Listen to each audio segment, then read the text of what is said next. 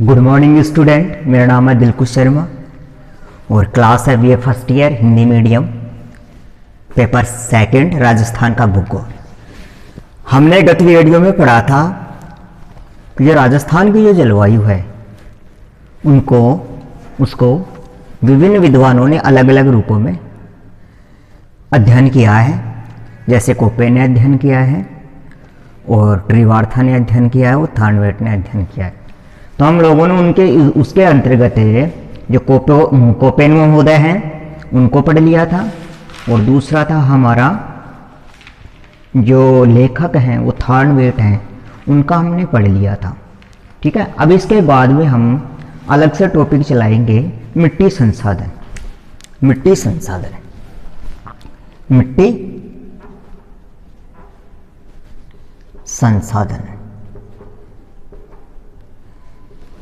मिट्टी संसाधन कौन सा संसाधन?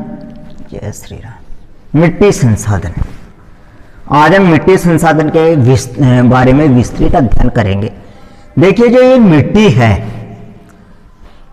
ये भी एक संसाधन है। अब ये मिट्टी संसाधन कैसे है कि जो मिट्टी है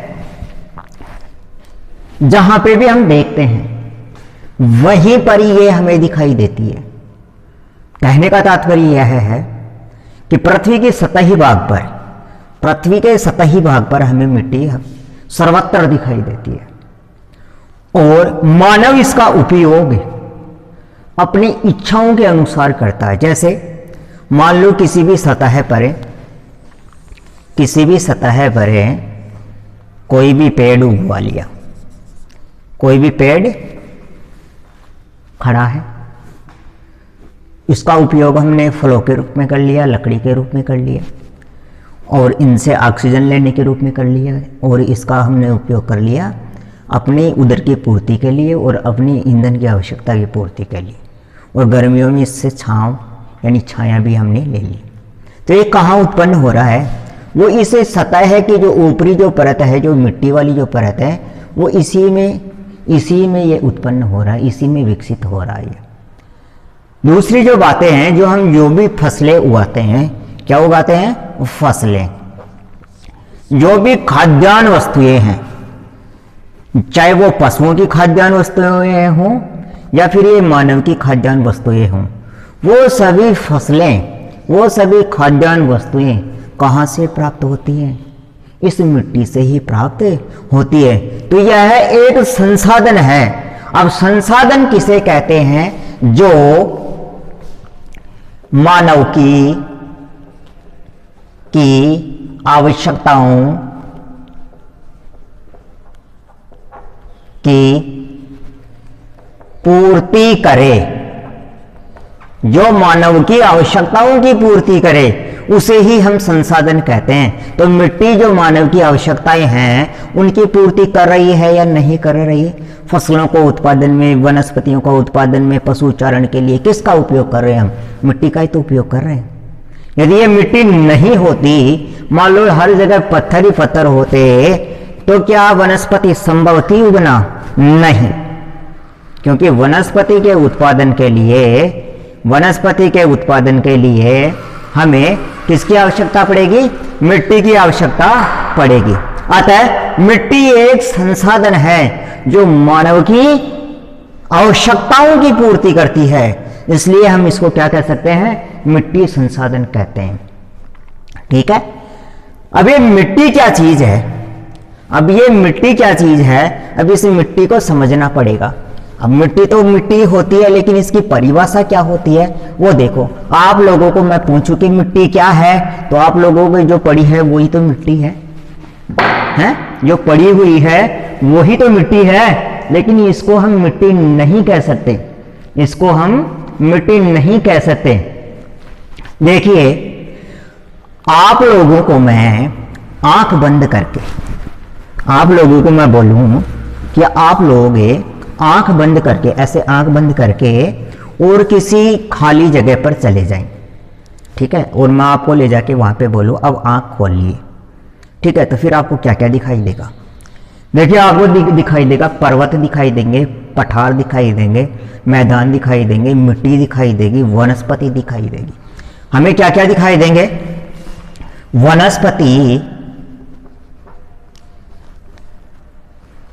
वनस्पति और पर्वत, पठार और मैदान। तो इसको बोल सकते हैं शैल चूर्ण। ठीक, यदि मैं आपको आंखें बंद करके किसी मैदान में लेके जाऊं और फिर आपको बोलूं कि आपको क्या क्या दिखाई दे रहा है, तो आपको दिखाई देगी वनस्पति दिखाई देगी, पर्वत, पठार, मैदान अर्थात शैल चूर्ण आपको दिखाई देगा। यानी पर्वतों से भी क्या है, पत्थर गुड़ के या गिर के या टकरा के किसमें रूपांतरित हो जाते हैं? शैल चूर्ण। और आपको दिखाई देगा जीव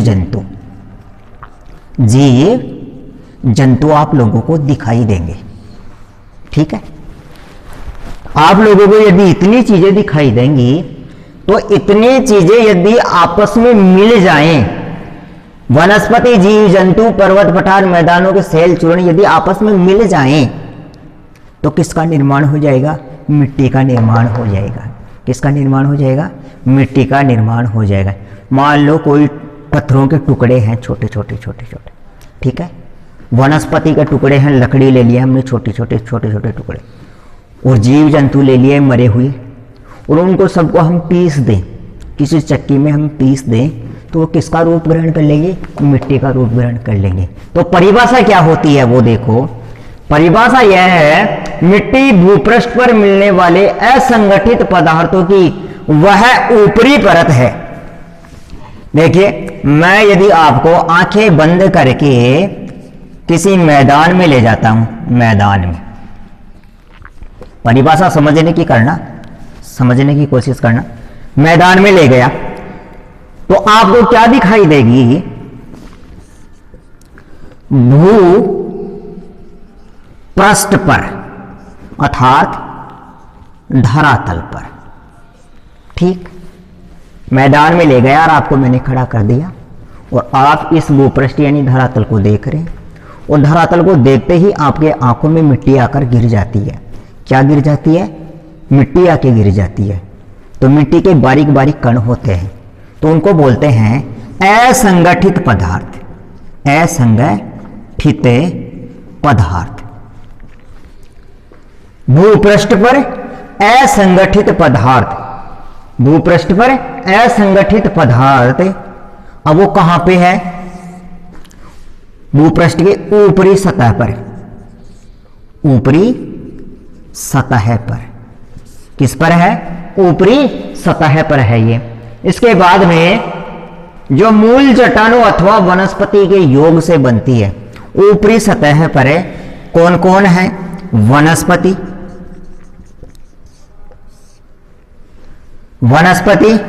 तथा चट्टानों। अब ये चट्टान आ गई, पर्वत, पठार, मैदान के शैल चूर्ण, प्लस चट्टानों के चूर्ण से मिश्रित या निर्मित से बनती है, उसे क्या कहते हैं? मिट्टी कहते हैं। दोबारा देखना, समझने की कोशिश करना। परिभाषा याद हो तो ठीक है, नहीं हो तो भी ठीक है, लेकिन ये उदाहरण यदि याद हो जाएगा तो मिट्टी की परिभाषा अपने आप याद हो जाएगी। यदि आप लोगों को मैं किसी मैदान में ले जाकर आपको कहूं कि इस धरातल को देखिए, तो आपने किसको देखा? भूपृष्ठ पर देखा, और यह भूपृष्ठ क्या है? धरातल है। वो धरातल पर क्या चली? हवा चली, और हवा चलने से आपकी आंखों में क्या चली गई? मिट्टी चली गई। तो ये मिट्टी क्या है? छोटे छोटे कण होते हैं। तो इन छोटे छोटे कणों को क्या बोलते हैं? मिट्टी के कण, या भौगोलिक शब्दावली में बोलते हैं असंगठित पदार्थ। क्योंकि ये जो छोटे छोटे कण हैं ये आपस में जुड़े हुए नहीं है, क्योंकि आपकी आंखों में इतना मोटा पत्थर थोड़ी ना गिरेगा, नहीं गिरे, बारीक से कण गिरेंगे। तो ये क्या है? असंगठित पदार्थ। भूपृष्ठ पर या धरातल पर असंगठित पदार्थ की ऊपरी सतह में वनस्पति और चट्टानों के चूर्ण से यह निर्मित होती है। चट्टानों के चूर्ण से ये क्या होती है, बनी हुई होती है। इसी को हम क्या कहते हैं, मिट्टी कहते हैं। मिट्टी की परिभाषा दोबारा देखो, भूपृष्ठ पर मिलने वाले असंगठित पदार्थों, भूपृष्ठ पर मिलने वाले असंगठित पदार्थों की वह ऊपरी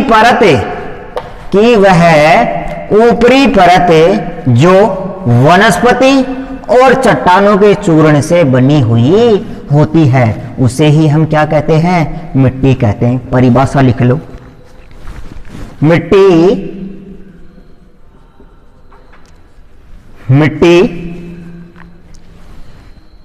भू पृष्ठ पर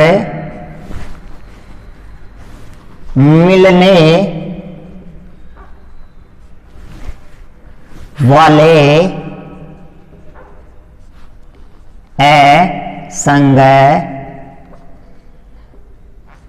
असंगठित, भूपृष्ठ पर मिलने वाले असंगठित पदार्थों की वह ऊपरी परत है,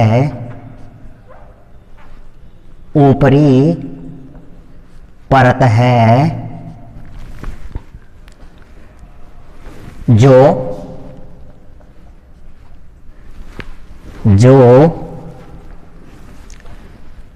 मूल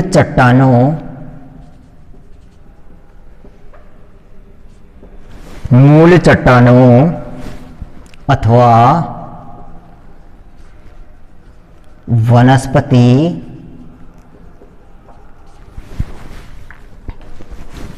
के योग से बनी होती है, बनती है। ये सभी मिलकर भूमि को क्या बनाते हैं, उर्वरा बनाते हैं या उर्वर बनाते हैं, ठीक है, या उर्वर बनाते हैं, ठीक है। मिट्टी की परिभाषा क्या हुई, मिट्टी भूपृष्ठ पर मिलने वाले असंगठित पदार्थों की वह ऊपरी परत है जो मूल चट्टानों अथवा वनस्पति के योग से बनी होती है। और मिट्टी की उर्वरक क्षमता किससे बढ़ती है, ह्यूमस अर्थात वनस्पति के जो सड़े गले जो पदार्थ होते हैं उनसे मिट्टी की उर्वरक क्षमता बढ़ती है। आगे बात करते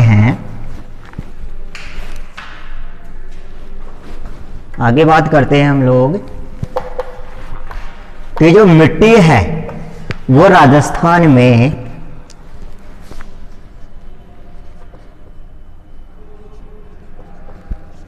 परंपरागत वर्गीकरण के अनुसार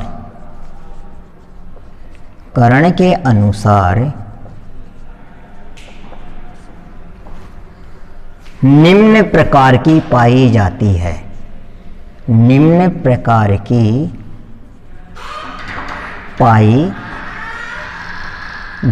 है, ठीक है। जैसे रेतीली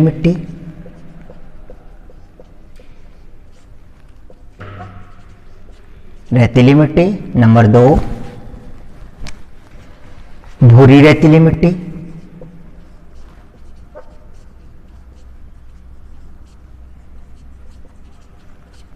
नंबर 3 लाल व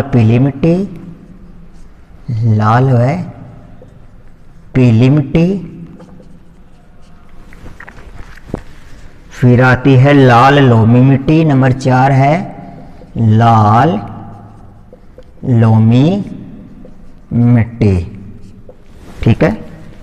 फिर आती है नंबर 5 पे मिश्रित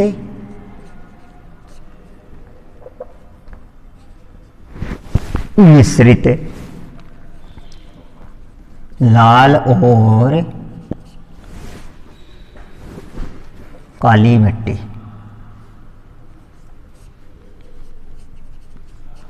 ठीक। नंबर 6,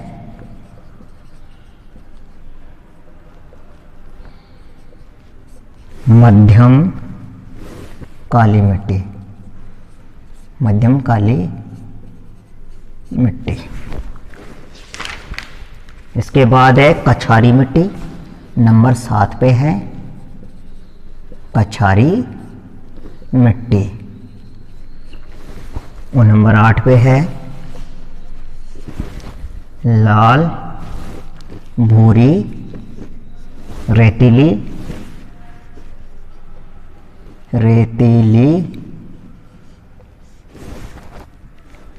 कछारी मिट्टी।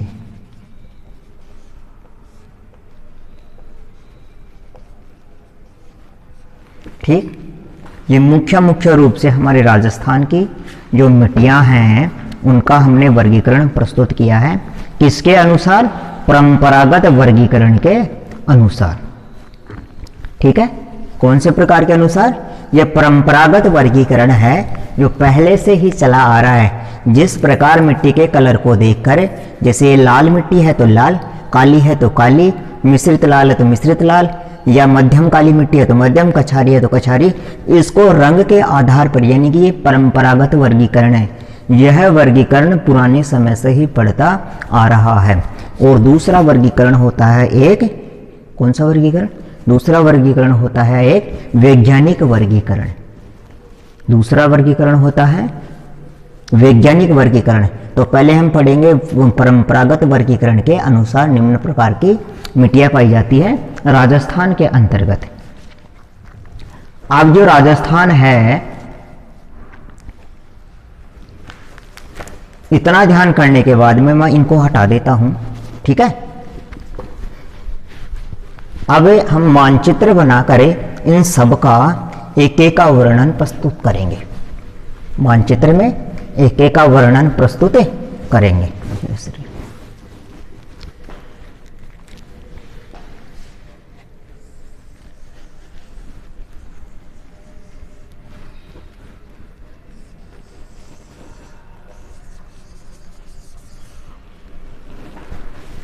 ये देखो हमारा राजस्थान का मानचित्र है।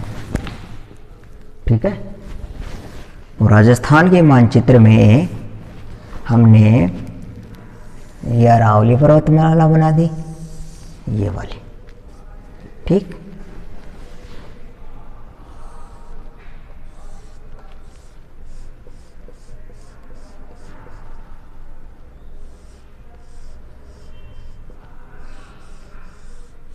ये हमारी अरावली पर्वत है माला। इस अरावली पर्वतमाला के पश्चिम में क्या है? मरुस्थल। ठीक है। क्या है? मरुस्थल है। इस क्षेत्र में मैदानी भाग है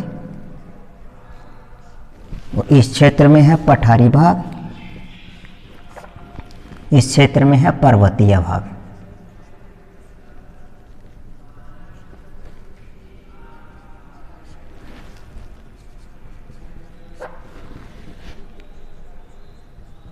ठीक। 4 भाग हैं। अब इन क्षेत्रों में इन्हीं के अनुसार इन मिट्टियों का निर्माण हुआ है। जहाँ पे पर्वत हैं तो वहाँ पर जो चट्टानी है जिनमें कंकड़ पत्थरों की मात्रा ज़्यादा है। मरुस्थलीय है तो असंगठित पदार्थ ज़्यादा है, मरुस्थलीय है। बरसात का में टेम्परेचर ज़्यादा है। मैदानी भाग है, एल्यूवियल सोयल है। पठारी भाग है, लेटराइट मिट्टी है। ठीक है। आगे इनका हम अध्ययन करते हैं। देखिए कि अरावली श्रेणी का जो पश्चिमी भाग है वो पूरा क्या है? रेतीला है। ठीक है। कौन सा है? रेतीला है। और जो पूर्वी जो भाग है ये मैदानी है, ये है पठारी भाग, ये है पर्वतीय भाग। तो कहने का तात्पर्य क्या है कि राजस्थान के विभिन्न स्थानों पर ये और ये विभिन्न स्थानों पर विभिन्न प्रकार की मिट्टियाँ पाई जाती हैं। इस प्रकार परंपरागत आधार पर यहाँ पे 8 प्रकार की मुख्य रूप से मिट्टियाँ पाई जाती हैं। आगे विभिन्न प्रकार की मिट्टियाँ पाई जाती है। पश्चिमी राजस्थान की मिट्टियाँ सामान्यतया बालूमय है, सामान्यतया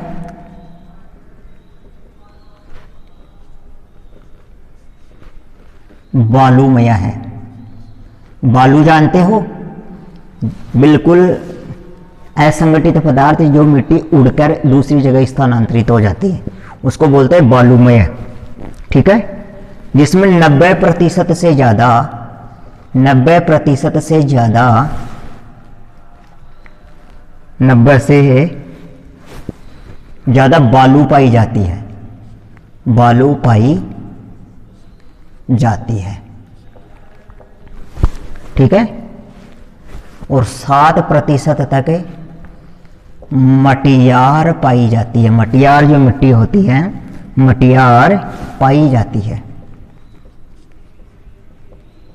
याद रखने की बातें हैं, पूरे क्षेत्र में सामान्यतः बालू पाई जाती है और उस बालू में भी 90% से ऊपर 90 से 95 बालू पाई जाती है और उसमें 7%, 5 से लेकर 7% मटियार मिट्टी पाई जाती है।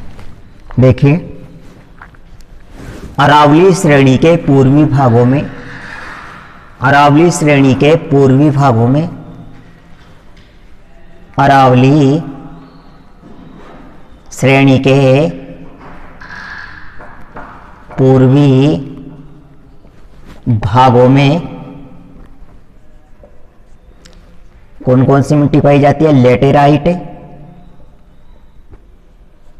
नंबर 1, दूसरी है लेटेराइट लाल मिट्टी, लेटेराइट लाल मिट्टी पाई जाती है, दोमट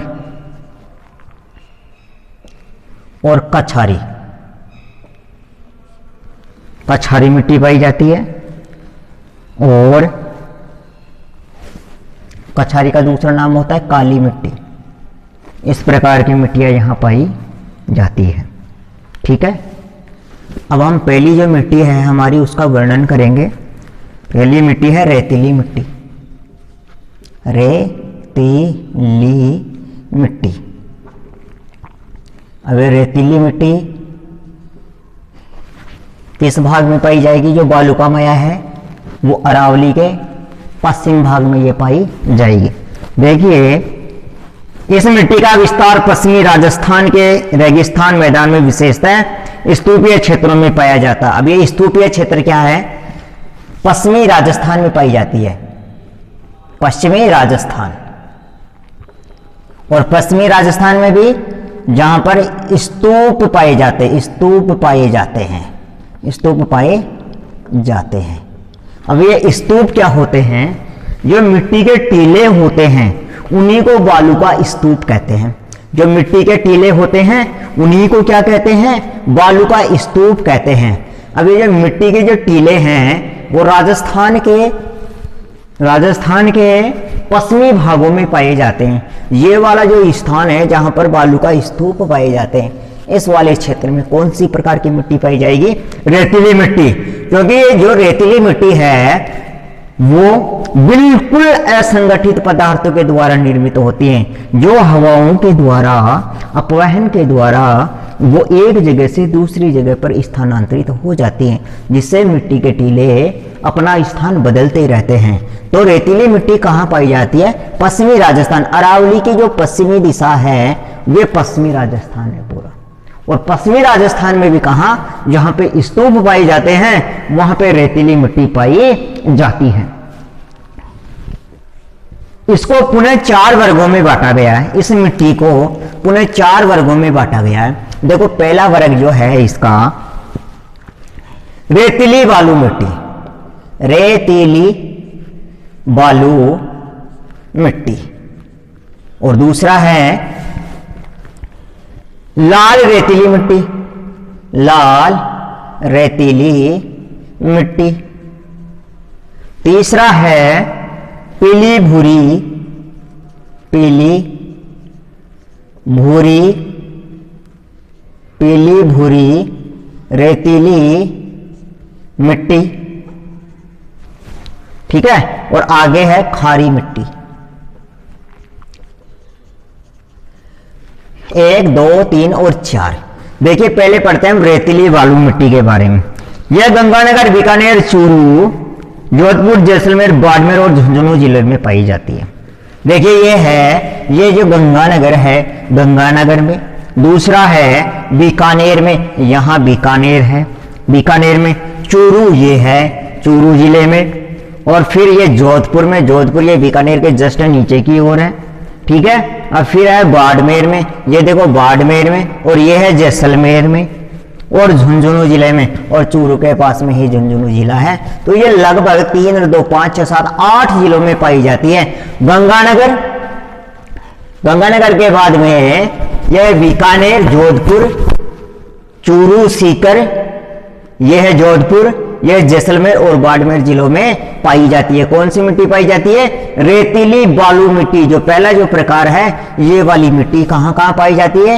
ये जो पाकिस्तान वाला जो बॉर्डर है, ये जो पाकिस्तान वाला बॉर्डर है, जिससे संबंधित जितने जिले आते हैं वो प्लस चूरू, सीकर और जोधपुर वाले जिलों में भी इस प्रकार की मिट्टी का प्रभाव पाया जाता है, क्षेत्र पाया जाता है। यह मिट्टी एक स्थान से उड़कर दूसरे स्थान पर चली जाती है, जिनके द्वारा टीलों का निर्माण होता है, और इन टीलों का दूसरा नाम है स्तूप, ठीक है। इन टीलों का दूसरा नाम क्या है? स्तूप है। ये स्तूप अपनी एक जगह से दूसरी जगह पर अपना स्थान बदलते रहते हैं, इसलिए इनको बोलते हैं स्तूप वाले क्षेत्र या स्तूप वाली मिट्टी। और ये मिट्टी का नाम क्या है? रेतीली बालू मिट्टी। जैसे मिट्टी को उठाकर ऐसे उड़ाए ना मुट्ठी में भरकर तो उड़ जाएगी, तो वो क्या है? बालू है, बालू है। और रेतीली, रेतीली का मतलब होता है जिसके प्रत्येक कण असंगठित अवस्था में पाया जाए और जो हवा के द्वारा उड़ जाए, वो है रेतीली बालू मिट्टी, ठीक है। आगे इसमें से बात करते हैं कि इस समस्त क्षेत्र में 10 सेंटीमीटर बरसात होती है, 10 सेंटीमीटर बरसात होती है। और जहां पे बरसात कम होती है, टेम्परेचर ज्यादा गिरता है और वनस्पति कम पाई जाती है, वहां पर रेतीली मिट्टी पाई जाती है। और जहां पर तीव्र गति से हवाएं चले तो वहां पर कौन सी मिट्टी पाई जाएगी? रेतीली मिट्टी पाई जाएगी। वर्षा कम हो, ठीक है, तापमान अधिक हो, तापमान HI यानी हाई H, वर्षा लो हो, कम हो, ठीक है। दूसरा आर्द्रता लो हो यानी कम हो, ठीक है। फिर क्या बचा? वर्षा, तापमान, आर्द्रता, असंगठित अवस्था हो, असंगठित अवस्था हो, उस क्षेत्र में रेतीली बालू मिट्टी पाई जाती है। और आगे आता है वनस्पति। अब यहाँ पे यदि वनस्पति नहीं पाई जाएगी तो वहाँ पे ह्यूमस की मात्रा, बरसात कैसे होगी? क्योंकि जितनी ज़्यादा वनस्पति जिस क्षेत्र में होती है, वर्षा वहाँ पे उतनी ही ज़्यादा होती है, क्योंकि पेड़ जो होते हैं बरसात को बुलाने का काम करते हैं। और यदि पेड़ ही नहीं है तो उनको कौन बुलाएगा? कोई नहीं बुलाएगा ना।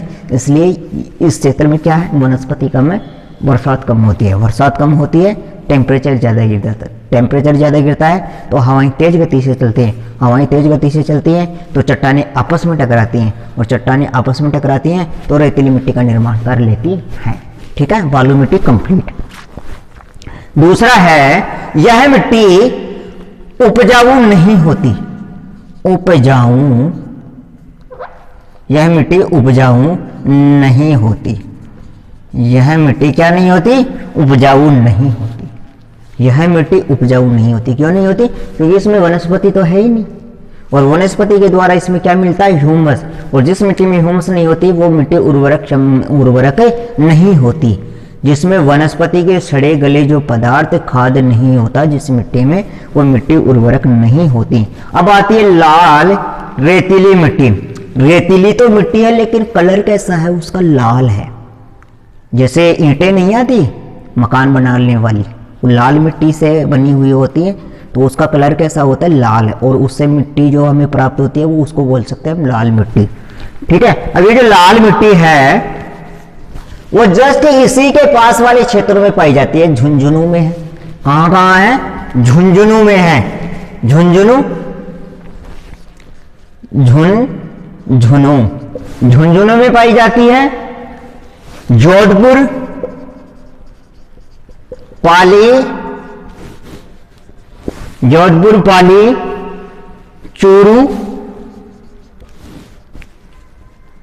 और जालोर में पाई जाती है। ये जो मिट्टी है वो झुंझुनू, जालोर, पाली, चूरू और जालोर में पाई जाती है।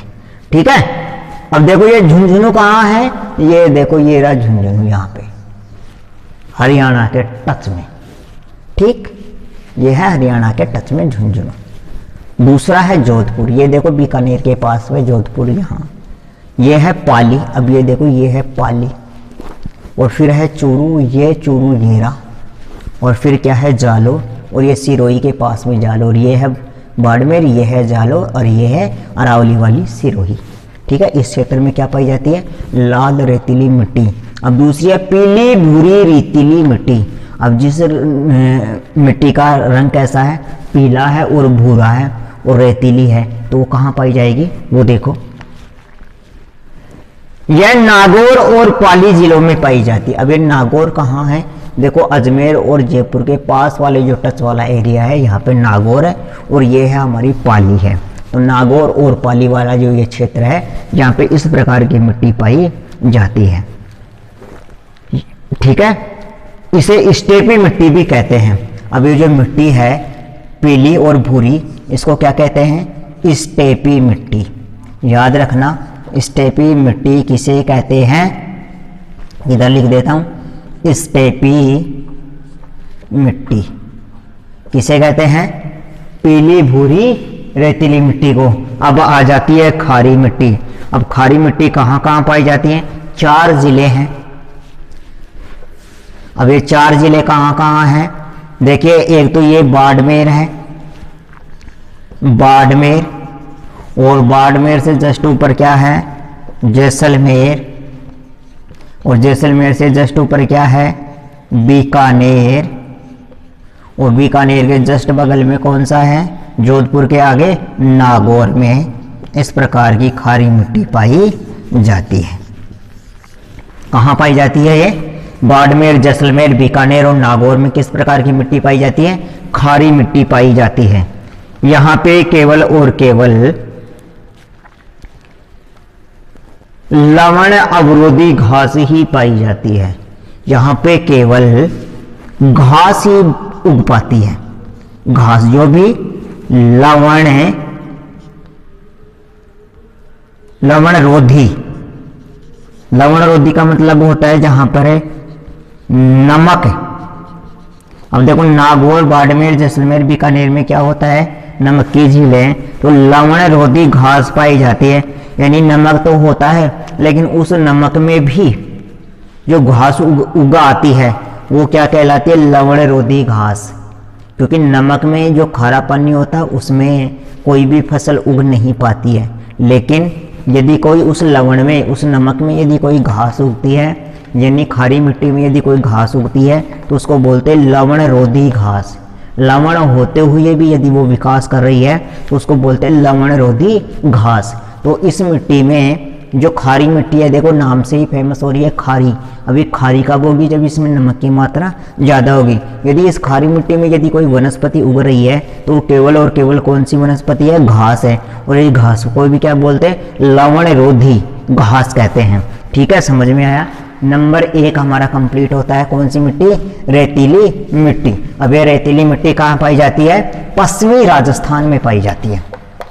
ये नाम याद रखना, पश्चिमी राजस्थान। और इसके जो छोटे छोटे पार्ट हैं वो याद रहे तो ठीक है, नहीं रहे तो भी कोई बात नहीं है। दूसरी मिट्टी आती है हमारी, दूसरी मिट्टी है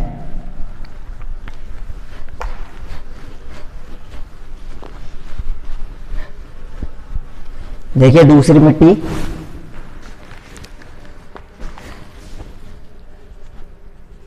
भूरी रेतीली मिट्टी। ठीक,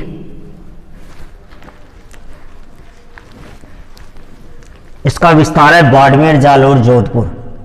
बाड़मेर, जालोर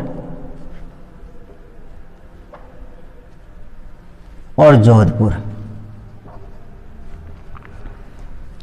बाड़मेर, जालोर, जोधपुर और सीकर, झुंझुनू में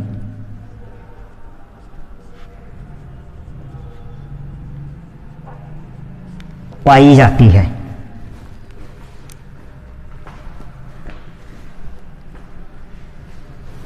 यह केवल इस मिट्टी में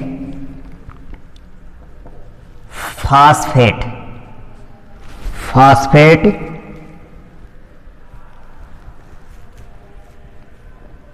पाया जाता है। फास्फेट पाया जाता है। इतना ही याद रखना है इसको। ठीक है, नंबर 3 पे है लाल व पीली मिट्टी। लाल व पीली मिट्टी। ठीक है, ये पाई जाती है सवाई माधोपुर,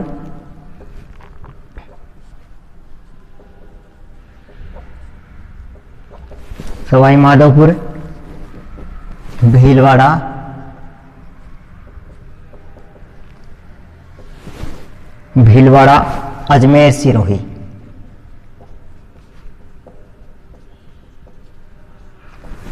ठीक, इसमें लोहा ऑक्साइड अधिक पाया जाता है। इसमें लोहा ऑक्साइड क्रिया होती है। लोहा ऑक्साइड के क्रिया होती है।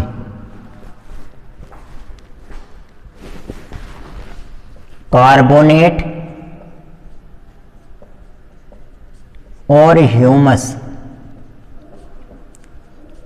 मात्रा कम पाई जाती है। इसमें भी ह्यूमस कम पाई जाती है। ठीक, नंबर 4 पे है लाल लोमी मिट्टी।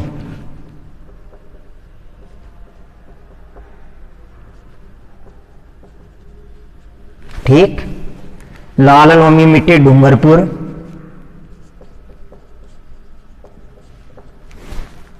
उदयपुर,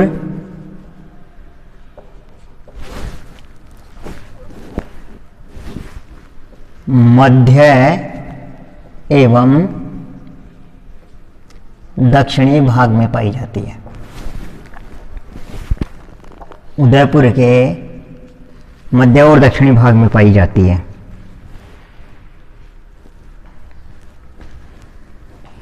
यह कायांतरित चट्टानों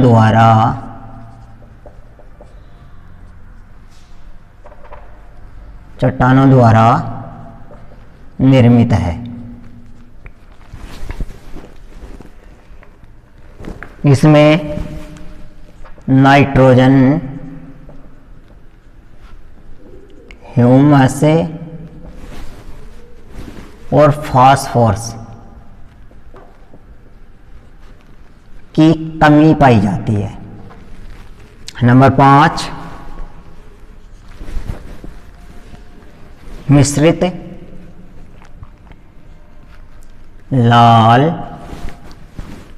और काली मिट्टी कहाँ पाई जाती है? देखो, भीलवाड़ा,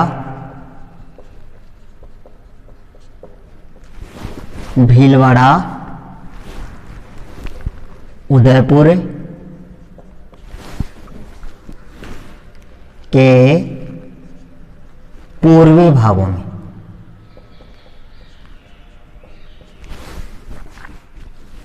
एवं चित्तौड़गढ़ में।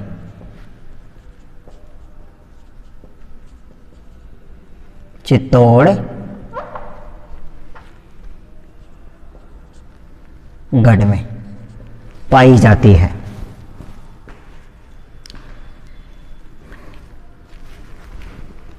यह मालवा के पठार की मिट्टी का भाग है। ठीक, आगे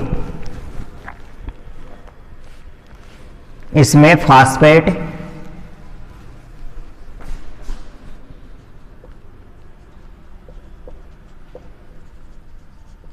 ह्यूमस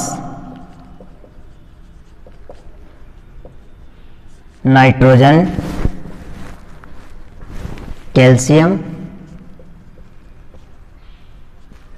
आदि की कमी पाई जाती है।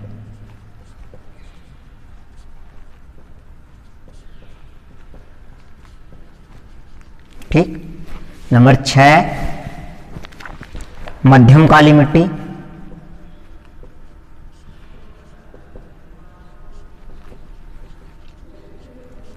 आगे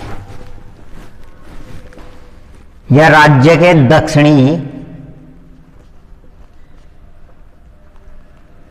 पूर्वी भाग में पाई जाती है। दक्षिणी पूर्वी भाग में आ जाता है कोटा, बूंदी, बारा, झालावाड़। कोटा, बूंदी, बारा, झालावाड़। ठीक है, यहां पर है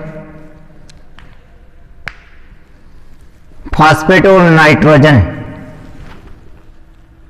फास्फेट व जैविक पदार्थों की कमी पाई जाती है। जैविक पदार्थों की कमी पाई जाती है। जैविक पदार्थों की कमी पाई जाती है। नंबर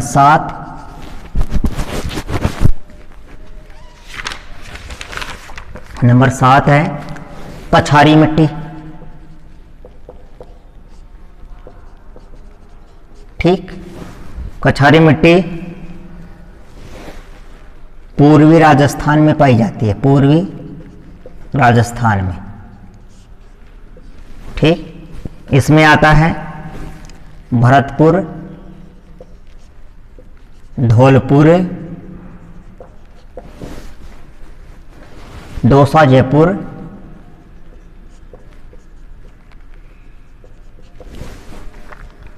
टोंक, सवाई माधोपुर।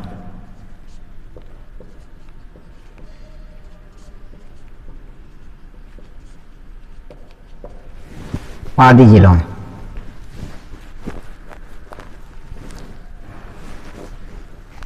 इसमें चूना और फास्फेट की कमी पाई जाती है। चूना और फास्फेट की कमी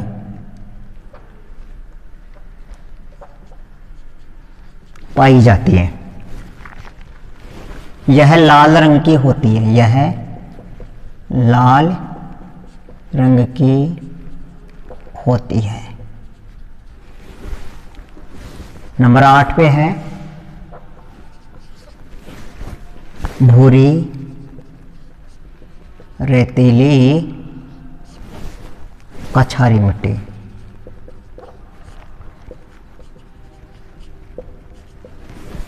ठीक है, यह अलवर भरतपुर में, अलवर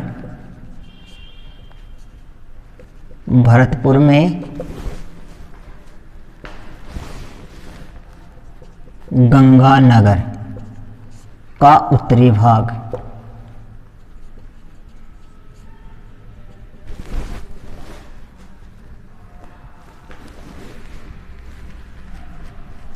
गंगानगर का मध्यवर्ती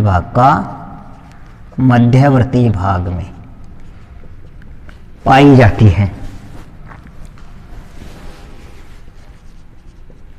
चूना, फास्फेट और ह्यूमस की कमी पाई जाती है। देखिए जो राजस्थान की मिट्टियां हैं उनमें एक हमें समानता देखने को मिलती है। क्या कि ये जितनी भी जो ये मिट्टियां हैं उनमें एक पदार्थ है, एक तत्व है ह्यूमस। ह्यूमस की कमी पाई जाती है, सभी में ये तत्व पाया जाता है। और इसी की क्या कमी पाई जाती है? कमी। यदि कमी है तो उस मिट्टी की क्या होती है? उर्वरक क्षमता। उर्वरक क्षमता कम होती है। और जिस मिट्टी में ह्यूमस की मात्रा ज़्यादा होती है उसमें उर्वरक क्षमता ज़्यादा होती है। तो हमें यह समझ में आ रहा है कि राजस्थान की जितनी मिट्टियां हैं उनमें सभी में ह्यूमस की मात्रा कम है। अतः जो हमारे राजस्थान में पाई जाने वाली जो मिट्टियां हैं वो पूर्णतः उर्वरक नहीं है, इनमें उत्पादन अधिक नहीं हो पाता। यदि जिनमें ह्यूमस की मात्रा को हम यदि लेवल में ले आते हैं तो उसकी उर्वरक क्षमता क्या होती है? बढ़ जाती है। इसलिए हम इसको बनाए रखने के लिए, किसको? उर्वरक क्षमता को बनाए रखने के लिए उर्वरक खादों का उपयोग करते हैं। ठीक है। रेतीली मिट्टी, ये जो जिले हैं इनको आप लोगों को याद रखना है। और ये जो मैंने ये जो पदार्थ बताए हैं इनमें ह्यूमस तो सभी में करना है कि ह्यूमस नहीं आती। लेकिन एक बात जरूर याद रखना कि जो ये राजस्थान का जो मानचित्र है, ठीक, ये राजस्थान का ये जो अरावली है, ये जो अरावली जो पर्वतमाला है वो इसके इधर की तरफ, अब ये इधर क्या है? पश्चिम की तरफ, इसमें चूना पत्थर तो पाया जाता है। कौन सा पत्थर? चूना पत्थर पाया जाता है। तो इधर वाली जितनी भी मिट्टियां हैं जिसमें बाड़मेर, जालोर, जैसलमेर ये आते हैं उनमें चूने की क्या पाई जाती है? प्रधानता पाई जाती है और ह्यूमस की कमी पाई जाती है। ह्यूमस की कमी पाई जाती है और चूना पदार्थ पाया जाता है। ठीक है। अरावली के जस्ट इधर जाते ही चूना प्रधान मिट्टियाँ पाई जाती हैं और जिसमें जो नमक है, सोडियम है, सोडियम की मात्रा अधिक पाई जाती है। तो तीन शब्द याद रखना, ह्यूमस की कमी पाई जाती है, चूना पत्थर तथा सोडियम की मात्रा अधिक पाई जाती है। इसलिए ये यहाँ की जो मिट्टियाँ क्या है? अनउर्वरक हैं, यानी कि अधिक उत्पादन नहीं करती। फिर बात करते हैं इधर। तो इधर बात यदि करते हैं तो यहाँ पे देखो चूना पत्थर है, तो चूना पत्थर इन क्षेत्रों में कम पाया जाता है। तो चूना पत्थर की क्या हो गई? कमी हो गई। अब देखो यहाँ पे क्या पाया जाता है? ह्यूमस की कमी है, इधर वनस्पति है ही नहीं, तो इधर इस वाले क्षेत्र में तो वनस्पति पाई जाती है। तो इसमें से यानी कि हम कह नहीं सकते कि इनमें पूर्णतः ह्यूमस की कमी पाई जाती है। ठीक है। लगभग इसमें ह्यूमस की कमी पाई जाती है। ठीक है। अधिकांश क्षेत्रों में ह्यूमस की कमी पाई जाती है। लेकिन अब ये देखो सोडियम जो खनिज लवण है इसमें तो भरपूर मात्रा में पाई जाती है। तो इसमें क्या करना है? खनिज लवणों की मात्रा कम पाई जाती है, यानी सोडियम की कमी पाई जाती है, चूना पत्थर की कमी पाई जाती है। और फास्फेट और जो फास्फोरस है उनकी मात्रा लगभग स्थिर अवस्था में पाई जाती है, उनकी मात्रा यहाँ पे थोड़ी बहुत पाई जाती है। ह्यूमस का भी थोड़ी बहुत यहाँ पे मात्रा पाई जाती है, लेकिन कुछ नहीं पाया जाता, नमक नहीं पाया जाता और दूसरा चूना पत्थर यहाँ पे नहीं पाया जाता। तो चूना पत्थर और किसकी कमी पाई जाती है? सोडियम की यहाँ पे कमी पाई जाती है, इसमें सोडियम की मात्रा अधिक पाई जाती है। तो जिले हैं, तो जिले इधर तो अरावली के इधर तो कितने हैं? 12 जिले, और अरावली से इधर 33 में से 12 गए तो कितने बचे? 21 जिले। 21 जिले इधर आते हैं। तो 21 जिलों में तो ह्यूमस भी पाई जाती है, फास्फेट भी पाया जाता है, फास्फोरस भी पाया जाता है, लेकिन चूना नहीं पाया जाता, लेकिन सोडियम नहीं पाया जाता। इधर चूना पाया जाता है, सोडियम पाया जाता है, ह्यूमस की कमी पाई जाती है, फास्फेट की कमी पाई जाती है, इन सब की कमी पाई जाती है। तो इधर पता चल गया कितने 21 जिलों में किसकी मात्रा पाई जाती है? ह्यूमस की मात्रा भी पाई जाती है, फास्फेट, ठीक है, फास्फोरस की भी पाई जाती है, लेकिन चूना पदार्थ और सोडियम की कमी यहाँ पे पाई जाती है। इधर यहाँ पे ह्यूमस की कमी पाई जाती है, लेकिन सोडियम और चूना पत्थर की मात्रा यहाँ पे पाई जाती है। तो इसलिए ये क्या है, उर्वरक है, और यहाँ पे क्या है, उर्वरक मिट्टी पाई जाती है। ठीक है, इतना सा ही आप अंतर याद रखना। किसमें, परंपरागत जो हमारा जो वर्गीकरण है इसके अंतर्गत।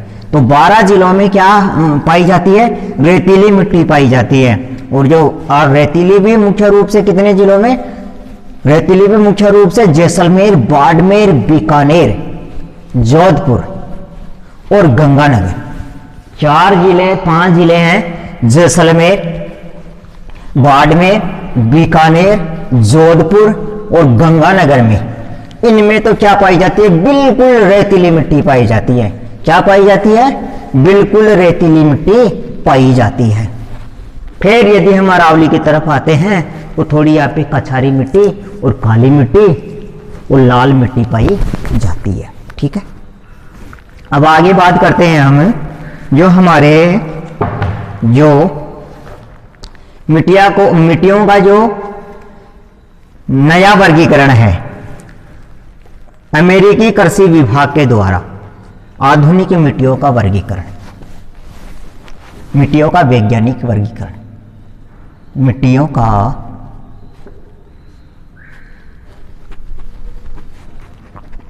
वैज्ञानिक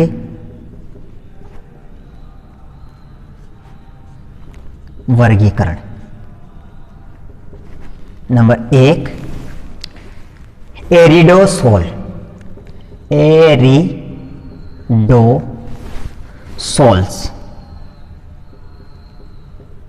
नाम याद करना, रटाऊंगा कल। एरिडोसोल, अल्फीसोल,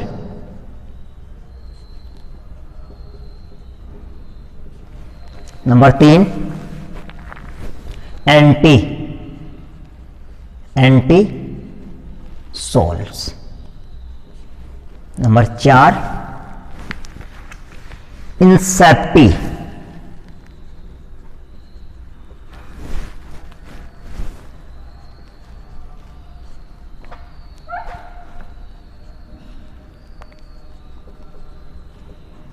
इंसेप्टिसोल्स। Number 5, vertisols.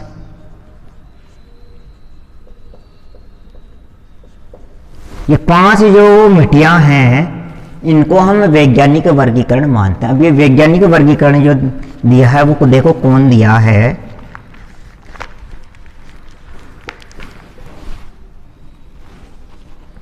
अमेरिकी कृषि विभाग ने।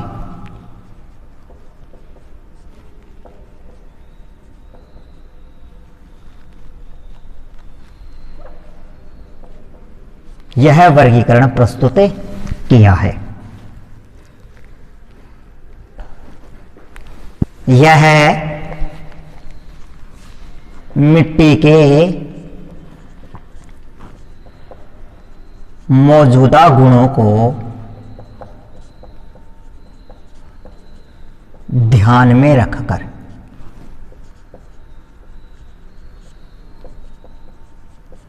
वर्गीकरण प्रस्तुत किया है। ठीक है, किसने, अमेरिकी कृषि विभाग ने। एंटी अल्फी, एरी, अल्फी, एंटी, इंसेप्टी और वर्टी। तो याद करने का तरीका देख लो, छोटे छोटे शॉर्टकट नाम देख लो। एरी, ये वैसे ही 5 नाम है, एरिडोसोल, इंसेप्टिसोल, अल्फीसोल, वर्टिसोल और एंटीसोल। एरी, अल्फी, एंटी, इंसेप्टी और वर्टी। एंटी, अल्फी, एरिडो, इंसेप्टी और वर्टी नाम याद कर लेने हैं। कैसे भी इनको जस्ट चलो आप, जैसे भी आप लोगों को याद हो, चाहे नंबर 5 को याद कर लो पहले, चाहे 4 को याद कर लो, चाहे 3 को याद कर लो, चाहे 2 को याद कर लो, चाहे पहले को याद कर लो। नंबर देखो, पहले ले लो अल्फी को, अल्फी, वर्टी, इंसेप्टी। अल्फी, वर्टी, इंसेप्टी। नंबर 3 तो याद होगा, अल्फी, वर्टी, इंसेप्टी, एरी और एंटी, एरी और एंटी। नंबर याद कर लो कैसे भी। ये जो वर्गीकरण जो दिया गया है वो कृषि वैज्ञानिक जो अमेरिका के हैं उनका एक विभाग है कृषि विभाग, उनके द्वारा ये प्रस्तुत किया गया है। इनको याद कर लेना, कल हम इनका वर्णन करेंगे और याद करने की कोशिश करना। ठीक है, धन्यवाद। अगले वीडियो में हम लोग मिलेंगे।